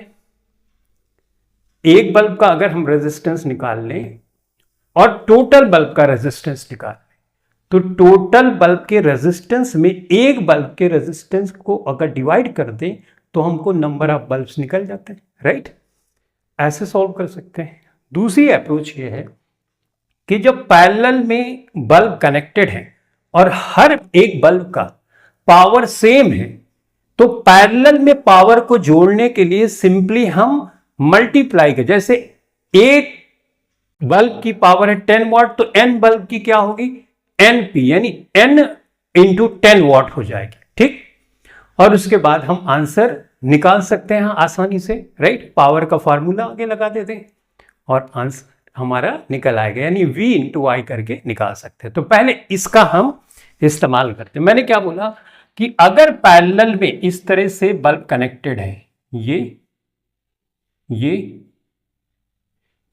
बल्ब को इस तरह से दिखाते हैं, ये यू, ठीक बच्चों। अब ये तो निकालना ही है कितने बल्ब कनेक्ट होंगे, लेकिन इस तरह से कनेक्टेड है और सारे बल्ब इस तरह से कनेक्ट किए गए हैं, सब पैरेलल में लगे हैं, तो ऑब्वियसली इस तरह की सिचुएशन कुछ होगी, राइट। यहाँ पे 220 वोल्ट की सप्लाई दी जा रही है इस तरह से, और करंट मैक्सिमम यहाँ से जो बन रही है वो 5 एम्पियर की है, ये है सिचुएशन। और एक बल्ब का जो पावर है वो 10 वॉट है, यानी इसका भी 10 वॉट, इसका भी 10 वॉट, इस तरह की सिचुएशन। तो n बल्ब होंगे और ये पैरेलल में जुड़े हैं, तो कितना होगा, n इंटू 10 हो जाएगा, सही है। अब पावर का बच्चों हम फार्मूला जानते हैं, एक फार्मूला होता है V इंटू आई। पावर के कई फार्मूले होते हैं, एक फार्मूला उसमें से V इंटू आई होता है। एक फार्मूला पावर का होता है V स्क्वायर अपॉन आर भी होता है, राइट। और एक पावर का फार्मूला ये भी होता है W बाई टी भी होता है, राइट। तो मैंने आपको सिखाया है कि पावर के फार्मूले कैसे निकालने होते हैं, राइट। और एक फार्मूला ये भी होता है पावर का आई स्क्वायर आर भी होता है, राइट। तो ये फार्मूले पावर के हैं, हम यहाँ पे ये यूज कर रहे हैं क्योंकि हमको वोल्टेज दिया गया है और करंट दिया गया है, ठीक। अब देखो यहाँ पे टोटल करंट तो मैं निकालूंगा, तो ये 5 एम्पियर होगी, क्योंकि मैक्सिमम ये जो रेजिस्टेंस लगे हैं, ये जो बल्ब लगे हैं, राइट, ये मैक्सिमम 5 एम्पियर की करंट निकाल सकते हैं। तो इसका मतलब आई की जगह मैंने 5 रख दिया। अच्छा, टोटल इतने बल्ब लगने पे वोल्टेज कितना होगा, तो आप बोलोगे वोल्टेज तो सर सेम होगा, क्योंकि ये पैरेलल में जुड़े हैं, तो इसका भी 220 वोल्ट, इसका भी 220, इसका भी, यानी टोटल मिला के भी 220 ही वोल्ट लेंगे। तो यहाँ पे 220 रख सकता हूँ, तो मैंने रख दिया है n 220 इंटू 5 डिवाइडेड बाई 10। 0 से 0 कैंसिल हो गया, 5 दूनी 10, 5 दूनी 10, 1 11, यानी कितनी बल्ब, ये हो गया। तो ये आंसर तो हमने इसका निकाल, और ये हमसे पूछा भी जा रहा है। लेकिन इसके लिए आपको ये फार्मूला पता होना चाहिए कि अगर पैरेलल में बल्ब्स कनेक्टेड है, राइट, और सबकी पावर सेम है, तो उसको हम इस फार्मूले से यूज करके निकाल सकते हैं कि टोटल नंबर ऑफ बल्ब कितना है। अब क्लास 10 में ये फार्मूला तो दिया नहीं गया, लगा सकते हो, ऐसा कोई इश्यू नहीं, दिया नहीं गया, तो चलो क्लास 10 के हिसाब से निकालते हैं। ये बात तो आप समझ गए होगी कि टोटल रेजिस्टेंस हम पहले निकाल लें और एक बल्ब का रेजिस्टेंस निकाल लें, अगर डिवाइड करें तो हमको आंसर मिल जाएगा, ठीक। तो जो हमारा फार्मूला है उसके हिसाब से चलो हम फटाफट से करते हैं और आंसर निकालते हैं। तो ये तो समझ गए, ऐसे भी आंसर निकाल सकते हो, राइट। लेकिन हमारे क्लास 10 के हिसाब से रेजिस्टेंस निकाल के कैसे करते हैं वो बातें हम करने वाले हैं। तो बच्चों यहां पे सबसे पहले अगर मैं बोलूं कि एक बल्ब का रेजिस्टेंस कितना है वो निकालें, तो कैसे निकालेंगे। एक बल्ब का रेजिस्टेंस निकालने के लिए P is equal to V square upon R, right. तो R बराबर क्या होगा बच्चों, V स्क्वायर अपॉन P होगा, सही है। अब V की वैल्यू यहां पे 220 वोल्ट दी गई है और हर बल्ब का V यानी पोटेंशियल डिफरेंस सेम है, तो 220 रख सकता हूं एक बल्ब के लिए भी हम, ठीक है। एक बल्ब की पावर 10 वॉट दी गई है, तो यहां पे लिखा ही है। सॉल्व करोगे 220 अपॉन 10, सॉल्व किया, ठीक। अब ये 220 को बच्चों यहां पे 22 दूना 44, 22 दूना 44 और 4 48, इतना आएगा 4840, ये हो गया ओम, यानी एक बल्ब का रेजिस्टेंस यहां पर हमको आ गया इतना, ठीक। ये एक बल्ब का आया क्योंकि यहां पे एक बल्ब की वैल्यू रखी, एक बल्ब का वोल्टेज रखा तो आंसर भी तो एक ही बल्ब का आएगा ना, एक बल्ब का इतना आ गया। अब टोटल रेजिस्टेंस इन पूरे बल्ब की हेल्प से और इसकी हेल्प से निकालते हैं। तो टोटल रेजिस्टेंस को निकालने के लिए बच्चों फार्मूला लगाएंगे V is equal to I into R, right. तो R की वैल्यू क्या होगी, R की वैल्यू हम अगर निकालेंगे तो ये V अपॉन I होगा। V वोल्टेज टोटल 220 है, अब टोटल निकाल रहा हूं मैं, 220 है। टोटल करंट ये पूरा कॉम्बिनेशन 5 एम्पियर की लेता है, तो इसका मतलब रेजिस्टेंस टोटल जो निकलेगा वो होगा 5 चौक 20 यानी 44 ओम का होगा, राइट। तो ये तो बच्चों ये टोटल हो गया, ये वन बल्ब का हो गया, तो वन लिख दें पहचानने के लिए, वन बल्ब का है, ये टोटल बल्ब का रेजिस्टेंस है, ठीक। अब देखो हमको ये नहीं पता कि कितने ये बल्ब लगे हुए, यही तो हमको निकालना है।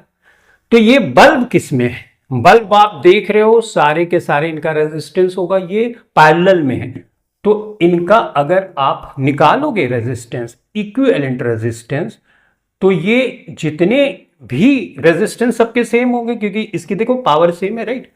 तो रेजिस्टेंस सेम हो गए, यानी ये R1 होगा, R2 होगा, R3 होगा, ये हमको नहीं पता कि कितना है, ऐसे चलता चले जाएगा। तो ऊपर 1 3 बल्ब के लिए किया तो ऊपर 3 है, अगर n बल्ब के लिए करेंगे तो आप बोलोगे सर आप ऐसे कर सकते हो, A U n upon R. R मैंने क्यों कर दिया, आर इसलिए कर दिया एक बल्ब के लिए, राइट। ये जब सेम होगा तो आप लाइक फ्रैक्शन कैसे जोड़ते हो, एक को लिखते हो और ऊपर 1 1 करके जोड़ देते हो, यहां पे n है तो n कर दिया हमने। ये मैथमेटिक्स की चीजें आपको समझ में, जैसे 1/2 1/2 1/2 ऐसे कर रहे हो, तो इसका मतलब एक 2 उतारते हो, ऊपर जितना है ये कर देते हो कि नहीं। अब यहाँ पे n है तो n कर दिया, और नीचे तो सेम ही है, सबका रेजिस्टेंस सेम है, तो हमने ये कर दिया, डन। अब यहाँ पे इक्विवेलेंट रेजिस्टेंस टोटल ये कितना है, 44 है, तो इसकी जगह क्या मैं 44 रख सकता हूं, ये मैंने रख दिया। एक बल्ब का ये हमने निकाला है, तो यहां पे मैं रखूंगा एक बल्ब का, ये है 4840, ठीक। तो n की वैल्यू आप यहां से निकालोगे तो n बराबर क्या होगा, ये ऊपर चला जाएगा 4840 डिवाइडेड बाई 44, राइट। 2 दूनी 4, 2 दूनी 4, 2 चौक 2 दूनी 4, 2 चौक 8, 2 दूनी 4, इतना आया, 11 हो गया, काटो 2 1 कम 2, 2 दूनी 4, 1210 हो गया, 1210 है, और 11 से आप डिवाइड करो, 11 1 कम 11, 1 12 11 0, तो कितने आया 110 बल्ब। तो ऐसे भी सॉल्व किया आपने तो आपने देखा तो भी आंसर आ गया, राइट। लेकिन इस क्वेश्चन में आपको मैंने बहुत सी चीजें समझाई कि जो ये V है पैरेलल में अगर है तो सबका सेम होता है, राइट। टोटल करंट यहां से आप निकालेंगे, ये कॉम्बिनेशन कुछ भी हो, लेकिन ये पूरा कॉम्बिनेशन सिर्फ 5 एम्पियर की करंट ही मैक्सिमम ड्रॉ कर पा रहा है, जो कि यहां पे देखा मैक्सिमम। तो किस तरह से फार्मूले में कौन सी वैल्यू रखना, अगर आप ये समझ गए तो कोई भी क्वेश्चन इजी हो जाएगा, राइट। तो इस तरह से फाइनली हमने आंसर को सॉल्व किया, ठीक है। पावर का फार्मूला भी मैंने बता दिया, पावर अलग अलग फार्मूला आपको दिया जा सकता है, मतलब अलग अलग फार्मूले पे बेस्ड क्वेश्चन दिया जा सकता है। अगर पावर के सारे फार्मूले आपको याद है तो खटाक से आंसर आप निकालोगे। तो अब हम सॉल्व करेंगे नेक्स्ट क्वेश्चन। अब हम क्वेश्चन नंबर 8 सॉल्व करने जा रहे हैं। Question number 8 says an electric heater of resistance 8 ohm draws 15 ampere from the service main 2 hours, यानी 2 घंटे तक 8 ओम का रेजिस्टेंस 15 एम्पियर की करंट को ड्रॉ करता है, खींचता है। Calculate the rate at which heat is developed. तो हमको हीट की वैल्यू निकालनी है, लेकिन यहां पे हीट का रेट निकालना है, यानी time h divided by t निकालना है। h डिवाइडेड बाई t तो पावर होता है, तो एक पावर का डायरेक्ट फार्मूला लगा सकते हो, या हीट निकाल के t से डिवाइड करके भी आंसर निकाल सकते हो। यहां पे हीट की बात की जा रही है, तो पहले हीट निकालते हैं, उसके बाद t से डिवाइड कर देंगे, रेट आ जाएगा। रेट निकालते हैं तो हमेशा t से डिवाइड करते हैं। तो चलो पहले हीट निकालते हैं। अब बच्चों हीट का फार्मूला मैंने तो आपको सिखाया, H is equal to I square R T होता है। और भी कई फार्मूले मैंने आपको बताए हैं हीट से रिलेटेड, मैं वो भी बता देता हूं ताकि अगर किसी दूसरे क्वेश्चन में अगर इस तरह से आए तो आप कर सकते हो। तो यहाँ पे V बराबर आई इंटू आर होता है, तो I बराबर बच्चों होगा V अपान आर, तो I की जगह V अपान आर रख दो। V स्क्वायर आर पहले से है, T है, एक आर से एक आर कट जाएगा, तो ये भी फार्मूला हीट से रिलेटेड आपको मिल जाएगा।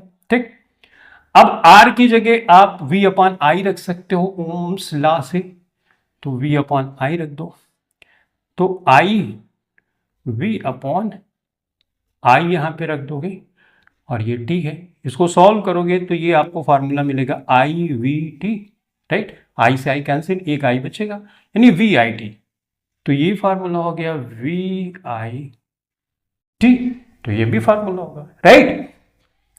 तो क्वेश्चन अगर V दिया हो, I दिया हो, T दिया हो तो ये फार्मूला लगा देना, R दिया हो, V दिया है, T तो ये लगा देना, I दिया हो, R दिया और T तो ये लगा देना, कोई सा भी लगा सकते हो। और पावर क्या होती है? पावर W/T होती है।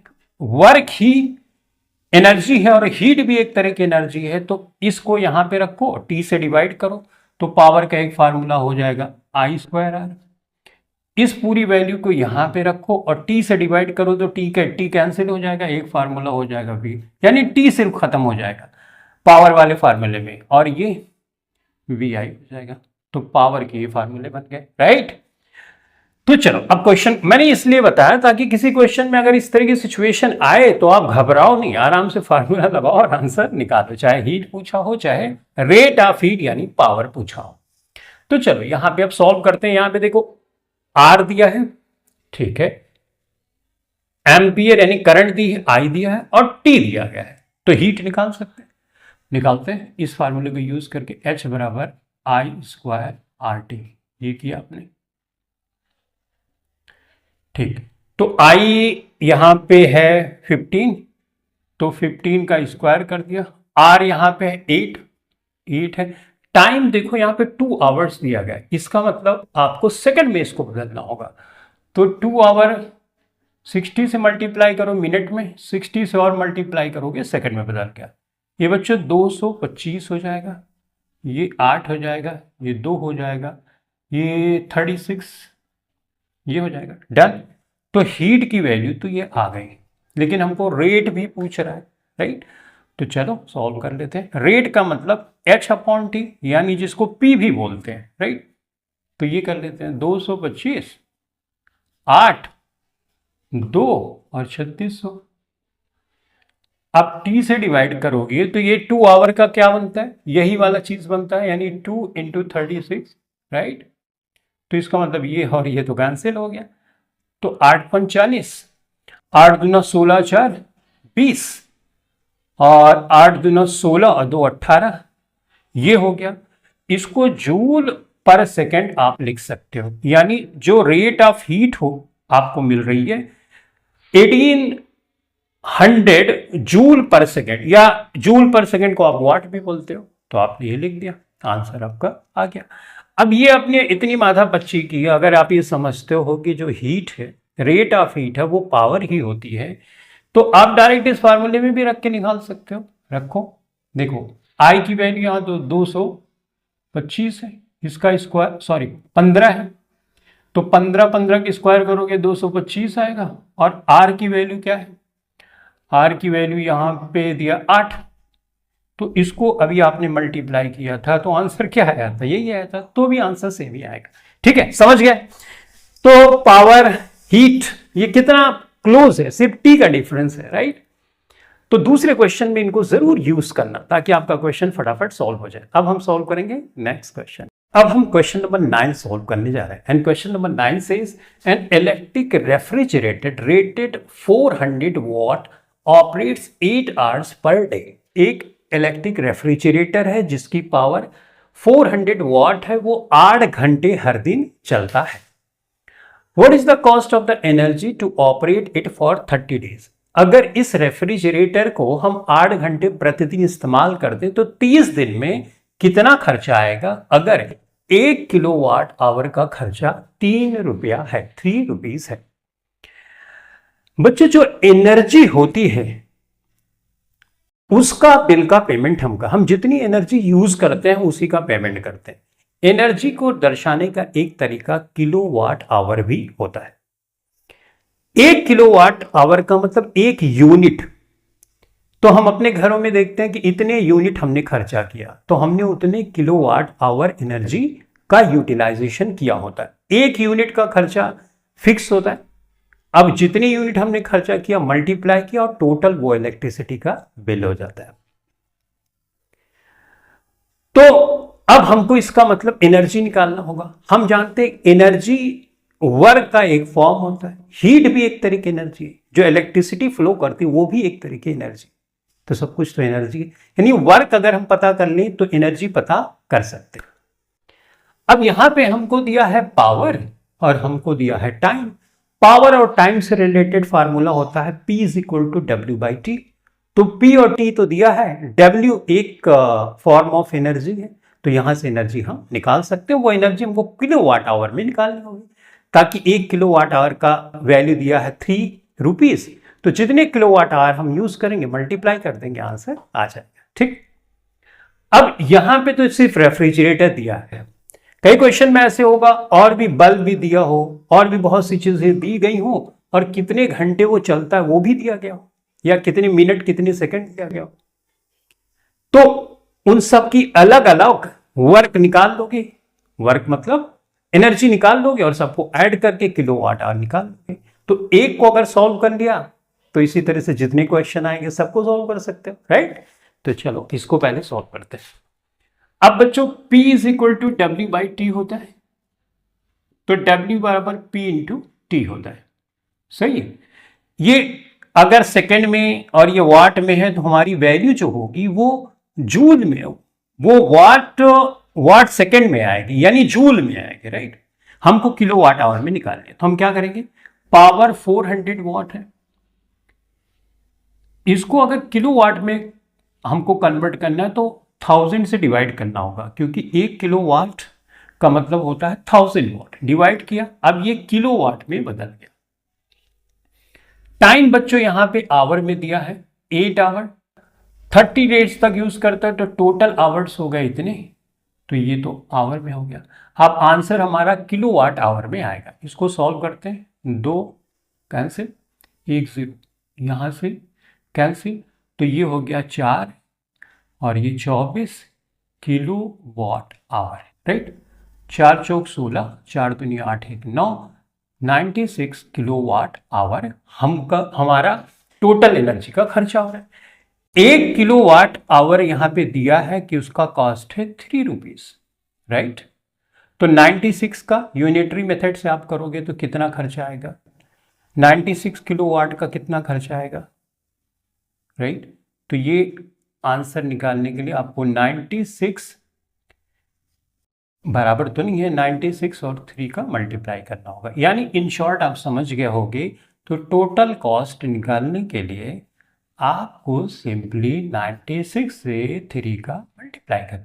96 यूनिट यानी 96 किलोवाट आवर यूज किया, 1 किलोवाट आवर का 3 है, तो 6 3 18 और 9 3 27, 1 28, 288, यानी इतने रुपए का कॉस्ट होगा। तो इस तरह से हमने इस क्वेश्चन को सॉल्व किया, ठीक है। अब इस क्वेश्चन में जैसे मैंने आपको शुरू में बताया, ऐसा भी हो सकता है रेफ्रिजरेटर दिया गया, बल्ब दिया गया हो और कोई इलेक्ट्रॉनिक डिवाइस दी, सबका वाट दिया हो, कितने आवर्स वो यूज किए जाते हैं वो दिया गया हो, तो आपको अलग अलग सबका निकाल के ऐड करके टोटल किलोवाट आवर या यूनिट निकाल लेनी है। 1 यूनिट का दिया है, मल्टीप्लाई करोगे आंसर आ जाएगा, ठीक है। तो चलो आप सॉल्व करेंगे नेक्स्ट क्वेश्चन। अब हम सॉल्व करने वाले हैं क्वेश्चन नंबर 10, जो कि एनसीईआरटी एग्जाम्पलर से लिया गया है। ये क्वेश्चन मैंने इस क्लास में इसलिए इंक्लूड किया कि इस क्वेश्चन में बड़ा कंफ्यूजन है कि आंसर कौन सा करेक्ट है। तो सबसे पहले हम करेक्ट आंसर निकालेंगे और उसके बाद एक्सप्लेन करेंगे कि एनसीईआरटी एग्जाम्पलर में जो पार्शियली इनकरेक्ट स्टेटमेंट दिया गया है वो क्यों गलत है, उसका एक्सप्लेनेशन देंगे तो आपको क्लियर हो जाएगा कि आंसर कौन सा आपको करेक्ट चूज करना है। क्वेश्चन है, in the following circuit figure 12.2 heat produce in the resistor or combination of resistors connected to 12 volt battery will be. इसमें हमको बताना है कि कौन से सर्किट में ज्यादा हीट प्रोड्यूस होगी। अब हम फार्मूला तो वो लगाएंगे जिससे आसानी से हीट हम निकाल सके। यहां पे रेजिस्टर दिया गया है और वोल्टेज दिया गया है, राइट। तो R और V से रिलेटेड फार्मूला हमारे पास है H is equal to V square divided by R into T. T यहां तीनों सर्किट में करंट जो फ्लो कर रही है सेम टाइम ड्यूरेशन के लिए फ्लो कर रही है, ठीक। तो ये फार्मूला पहले लगा। फार्मूला है बच्चों H is equal to V squared upon R into T. T यहां पे टाइम है, तीनों के लिए सेम है, राइट। ओके, V देखो 12 वोल्ट 12 वोल्ट 12 वोल्ट, यानी V भी सेम है। तो इस फार्मूले से हम कंक्लूड कर सकते हैं कि heat is inversely proportional to resistance. जिसका रेजिस्टेंस ज्यादा होगा हीट कम होगी, रेजिस्टेंस कम होगा तो हीट ज्यादा प्रोड्यूस होगी। अब पहला कंफ्यूजन तो यहीं पे आने लगता है, क्योंकि हमने ये सीखा है कि जब रेजिस्टेंस ज्यादा होगा तो करंट को चलने में परेशानी ज्यादा होगी, जिससे हीट ज्यादा प्रोड्यूस होगी। यानी H अगर ज्यादा है तो R ज्यादा होना चाहिए, R ज्यादा है तो H ज्यादा। यहां तो इनवर्सली प्रोपोर्शनल है, बिल्कुल अपोजिट है। लेकिन ये जो कंक्लूड हमने किया ये भी तो सही किया, क्योंकि हमने फार्मूले से ही निकाला। तो ऐसा कंफ्यूजन क्यों होता है अभी थोड़ी देर में आप समझ पाओगे, पहले आंसर निकाल लेते हैं। तो इस फार्मूले के अकॉर्डिंग तो हमको देखना होगा कि सबसे ज्यादा रेजिस्टेंस कहां है, सबसे कम कहां है। इस सर्किट में देखो 2 ओम है, कोई कंफ्यूजन नहीं, इसमें एक ही रेजिस्टर लगा है। ये सीरीज में है तो इसको जोड़ोगे तो ये 4 ओम हो जाएगा, सही है बच्चों। यहां पे ये पैरेलल में है तो जब कंबाइन करोगे तो 1/2 यानी 2/2, और इसका आ जाएगा 1 ओम, आएगा कि नहीं, 1 ओम, ठीक। इस फार्मूले के हिसाब से सबसे ज्यादा रेजिस्टेंस कहां है, सबसे ज्यादा रेजिस्टेंस यहां है, राइट। तो इसका मतलब सबसे ज्यादा रेजिस्टेंस है तो हीट भी सबसे कम प्रोड्यूस होगी। तो यानी फिगर नंबर 2 में सबसे कम हीट प्रोड्यूस होगी ये। अब उससे ज्यादा हीट कहां प्रोड्यूस होगी, जो उससे ज्यादा रेजिस्टेंस होगा, इससे कम रेजिस्टेंस होगा तो यहां पे है। तो इसका मतलब ये पहली वाली फिगर में हीट इससे ज्यादा, और सबसे ज्यादा हीट कहां प्रोड्यूस होगी, सबसे ज्यादा हीट फिगर नंबर 3 में प्रोड्यूस होगी। यानी सबसे ज्यादा हीट यहां पे प्रोड्यूस होगी, क्योंकि रेजिस्टेंस की वैल्यू कम है इसमें इक्विवेलेंट, तो हीट ज्यादा प्रोड्यूस होगी। इस वाले रिलेशनशिप से हमने कंक्लूड किया। तो आंसर क्या होगा कि मैक्सिमम हीट यहां प्रोड्यूस होगी, उसके बाद यहां पे प्रोड्यूस होगी, और मैक्सिमम यहां पे प्रोड्यूस होगी, फिर उससे कम जो प्रोड्यूस होगी इसमें होगी, और सबसे कम इसमें प्रोड्यूस होगी। और ये बात हमने कंक्लूड की इस वाले रिलेशनशिप से, और यही आंसर भी करेक्ट है। अब कंफ्यूजन क्या आता है कि जो रेजिस्टेंस होता है वो डायरेक्टली प्रोपोर्शनल होता है हीट के। ये कहां से हम कंक्लूड करते हैं, इस वाले फार्मूले से हम कंक्लूड करते हैं। ओके, ये वाला formula H is equal to I square RT, यही फार्मूले से कंक्लूड करते हैं, ठीक है बच्चों, सही है। यहां पे देखो R के डायरेक्टली प्रोपोर्शनल H है, I के डायरेक्टली प्रोपोर्शनल H है। यहां पे मिस्टेक ये करते हैं, हम रेजिस्टेंस को देखते हैं लेकिन ये भूल जाते हैं यहां पे करंट भी है। अब अगर रेजिस्टेंस यहां पे बढ़ रहा है तो करंट स्क्वायर के फॉर्म में, यहां पे अगर रेजिस्टेंस बढ़ रहा है तो स्क्वायर के फॉर्म में करंट घट रही है, सही है। तो इसका मतलब हमने एक फैक्टर को ध्यान में रखा, मगर ये भूल गए कि हीट I की स्क्वायर के फॉर्म के डायरेक्टली प्रोपोर्शनल होती है। तो चलो इसको सॉल्व करके देखते हैं। अब देखो, पहले हम इसमें हीट निकालते हैं, इस वाले में, इस फार्मूले की हेल्प से, ठीक। तो इसके लिए अपने को रेजिस्टेंस तो पता ही हो गया, करंट ही निकालना पड़ेगा। तो current V is equal to, marker ले लेता हूं दूसरा, हाँ, तो करंट पहले निकालते हैं, करंट इसका निकालते हैं। तो V इज इक्वल टू बच्चों I इंटू R होगा, राइट। तो I बराबर क्या होगा, V अपॉन R हो गया, ठीक है, ओके। तो V यहां पर देखो क्या है, V यहां पे 12 वोल्ट है, R यहां पे इक्विवेलेंट 1 है, तो करंट कितनी आई, 12 एम्पियर है, सही है। ये कौन से फिगर नंबर 3 में मैं देख रहा हूं, सही। अब यहां पर ये फार्मूला लगाओ, H इज इक्वल टू आई की वैल्यू यहां पे 12 है तो इसका स्क्वायर्ड करोगे, और आर की वैल्यू यहां पे 1 है, राइट। और टी की वैल्यू हर जगह सेम है तो इसको एक्सक्लूड ही कर देते हैं। मान लो 1 सेकेंड के लिए, या कुछ भी मान सकते हो, फिलहाल सेम है तो इसका कोई ज्यादा इफेक्ट तो पड़ेगा नहीं क्योंकि हर जगह सेम का मल्टीप्लाई हो गया। तो 12 ब्रह्म में 144, 144 हीट है, मान लो ये फॉर्म ऑफ एनर्जी है, जूल में मैंने लिख दिया 144 जूल की हीट यहां पर निकल रही है, ठीक बात। ये कौन से फिगर की बात हुई? ये फिगर नंबर 3 की बात है। अब मैं फिगर नंबर फर्स्ट पे जाता हूं। फिगर नंबर फर्स्ट पे हम आई की वैल्यू निकालते हैं, तो V अपान आर यहां पर भी होगा। V यहां पे 12 वोल्ट है, सही है।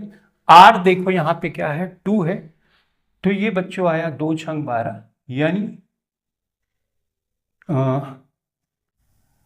हाँ V अपान आर किया तो यहां पे आया 6 एम्पियर, ठीक। अब हीट हम निकालेंगे यहां पे फर्स्ट वाले में, तो आई स्क्वायर अपान आर वाला ये फार्मूला लगाएंगे। आई की जगह मैं 6 रखूंगा, इसका स्क्वायर करूंगा, और आर की जगह मैं यहां पे 2 रखूंगा, तो ये 36 हो जाएगा और इंटू 2 हो जाएगा। 2 छंग 12 हो गया, और 2 तिहाई 6 और 1 7, 72 जूल आ रहा है। यहां पे हीट 72 जूल की प्रोड्यूस हो रही है इस वाले में, ठीक। अब सेकेंड वाले पे जाते हैं। यहां पे आई हम निकालेंगे तो V अपान आर करेंगे। V तो 12 वोल्ट है, आर बच्चों यहां पे 4 है, तो इसका मतलब 4 3 12 3 एम्पियर आया। हीट आप निकालोगे तीसरे वाले में, ठीक है। तो यहां पे आप रखोगे आई स्क्वायर यानी 3 का स्क्वायर और इनटू आर, यहां पे है कितना 1 इक्विवेलेंट रेजिस्टर, तो 3 त्रिका 9, 9 एकम 9 यानी 9 जूल आया। हीट सबसे ज्यादा कहां प्रोड्यूस हो रही? 144, यानी हीट सबसे ज्यादा तीसरे नंबर पे, यहां पे मैंने वही लिखा। उसके बाद कहां प्रोड्यूस हो रही है? फर्स्ट वन 72 जूल, 72 जूल उससे कम, और सबसे कम 9 जूल यहां पे प्रोड्यूस हो रही। तो यहां पे ये प्रूफ हो गया। इसका मतलब हम मिस्टेक कहां पे कर रहे हैं? मिस्टेक हम यहां पे कर रहे हैं कि हम आर फैक्टर को देख रहे हैं, लेकिन आई उसके हिसाब से चेंज होगा, इस पे हमारा ध्यान नहीं जा रहा है, राइट। तो इसका मतलब ये बिल्कुल करेक्ट आंसर है। आई होप आप बहुत अच्छे से समझ गए होंगे कि किस तरह से चीजें सी।